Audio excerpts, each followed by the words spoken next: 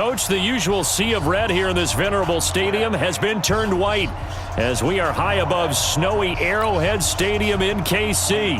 Tonight, we've got a great Sunday night matchup between the Miami Dolphins and the Kansas City Chiefs.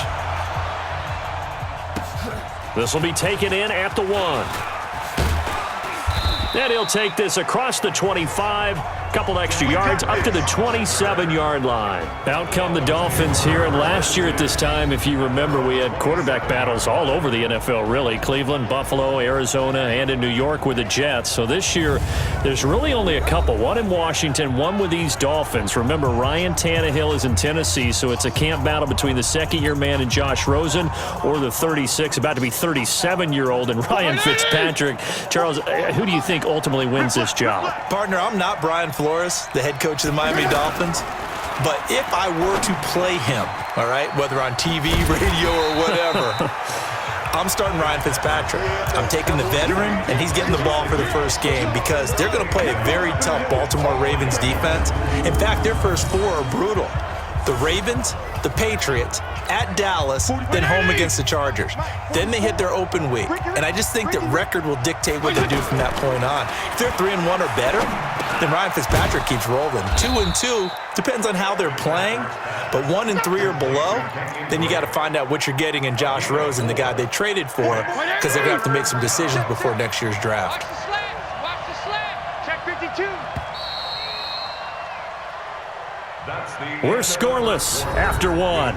It's Dolphins football here as we begin the second quarter. They've got it 3rd and 10 here to start things out.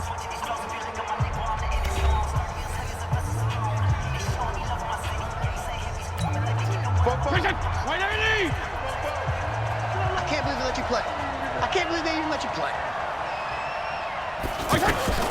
From the shotgun, it's Fitzpatrick. And that'll wind up incomplete. Bold play call there. Now it's 4th down. Well, partner, they're not content to run this one out as we head towards the half, trying to hit a big chunk play right there and add to their score. Yeah, this is a confident group. At the very least, they're thinking field goal. Yeah, and I don't blame them one bit. I don't think you sit on the ball going into the half when you have a chance to put some more points on the board. And the punt team on now as this one's sent away. Here's Hill on the return. Bust through the tackle. It'll be a 51-yard punt that time. And it's Chiefs football, 1st and 10. So here are the Chiefs now under their veteran head coach, Andy Reid. Leading them out, the reigning MVP of the National Football League, Patrick Mahomes, in his 3rd season now out of Texas Tech. And few players have had the spotlight focused on them quite like Patrick Mahomes. But this is a guy that says he wants that attention. He's okay with a target on his back. We saw how electric he can be in 2018, and he wants to continue that into 2019 and beyond. And not much to speak of. Call it a 1-yard gain up to the 26. Now the Dolphins going to burn the first of their timeouts as the clock will stop with 35 seconds to go in quarter number 2. This defense tightening up a bit. That last catch just 1 yard, making it 3rd and 9. Once again, they'll keep it on the ground. And they will bottle him up behind the line, and now will they use a timeout? The Dolphins going to take their 2nd timeout as the clock will stop with just under 30 seconds to go in the first half.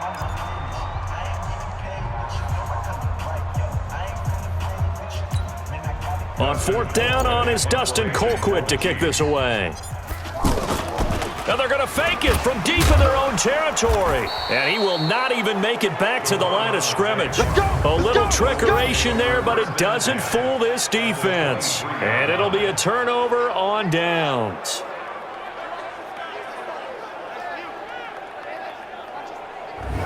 Well, on a bit of a somber note here as the Dolphins head out, the Miami community recently mourning the loss of a Hall of Famer in every sense of the word, Nick Buoniconti, a linebacker and leader of that famed no-name defense on the undefeated Super Bowl winning team back in '72.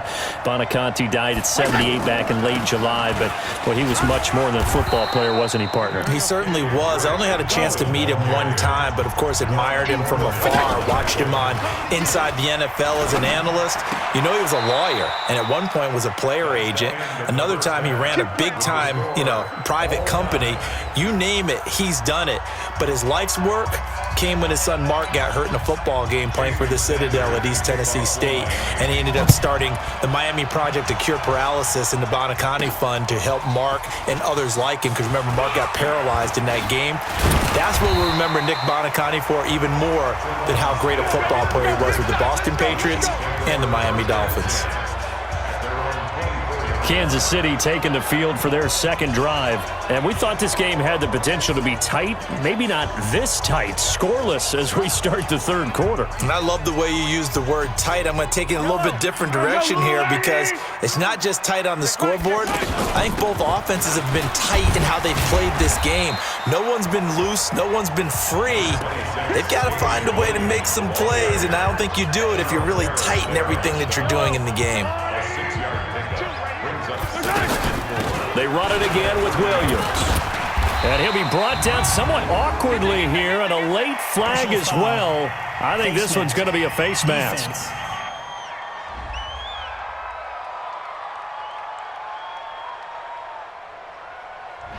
So that flag will cost him 15. And it doesn't matter anymore how you get the face mask. Any part of it, that's going to be 15 yards. Well, now it's 1st and 10. A big mistake, especially when you factor in the personal foul yardage. Now a throw for the All-Pro Kelsey is complete. Broke through some contact, but unable to reach the 40.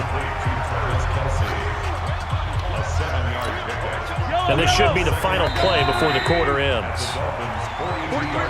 1 quarter remains here on a Sunday night. You're watching the NFL on EA Sports.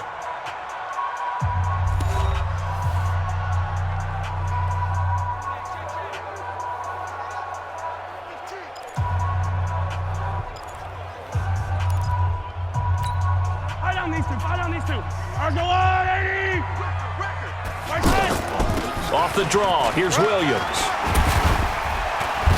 Pushing tacklers aside. Down the numbers. There he goes.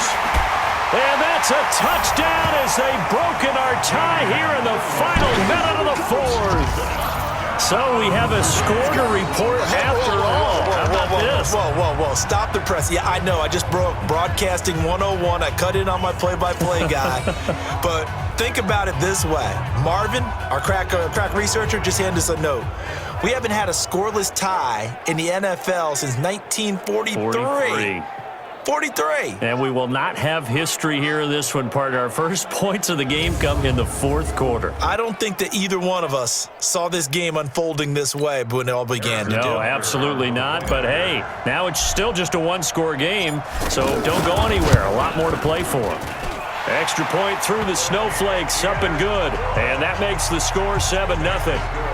Scoring summary, 3-play drive. And in the end, it was all capped off by the Damian Williams touchdown run.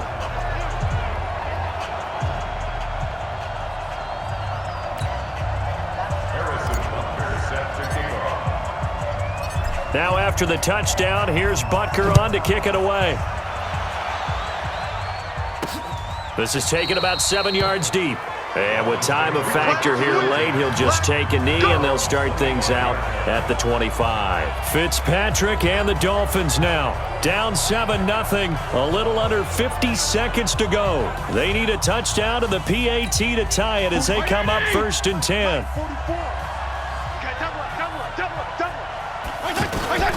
Fitzpatrick to throw. And he hits Drake. And he will lose yardage and be backed up to the 24.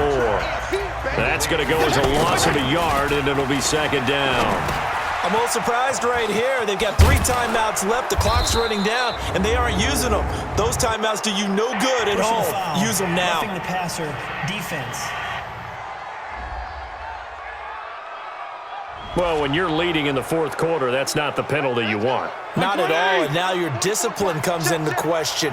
Having poise this stage of the game, you can't have those kind of plays.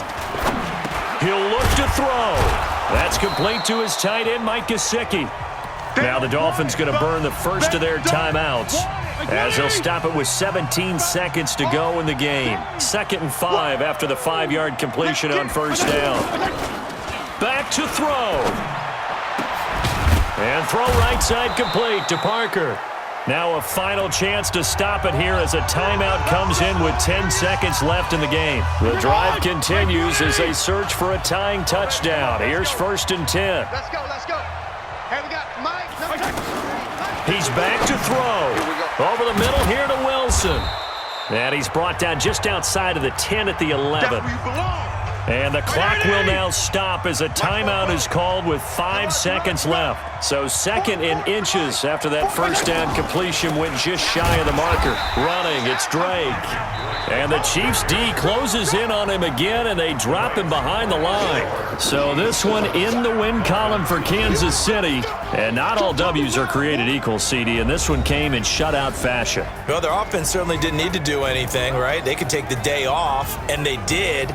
But the defense, they carried them in a big way. Yeah, look, the offense, obviously stuff to work on, but they did enough, and the defense carried the load. But you know what they say, it's always fun to work on things if it didn't go well in your game with a victory in your pocket. And that's what they've got going forward.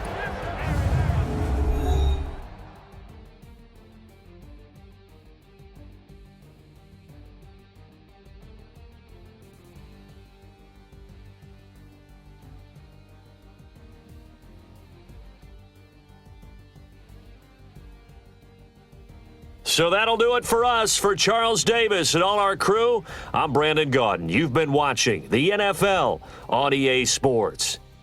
The Chiefs victorious here as we say so long from Arrowhead.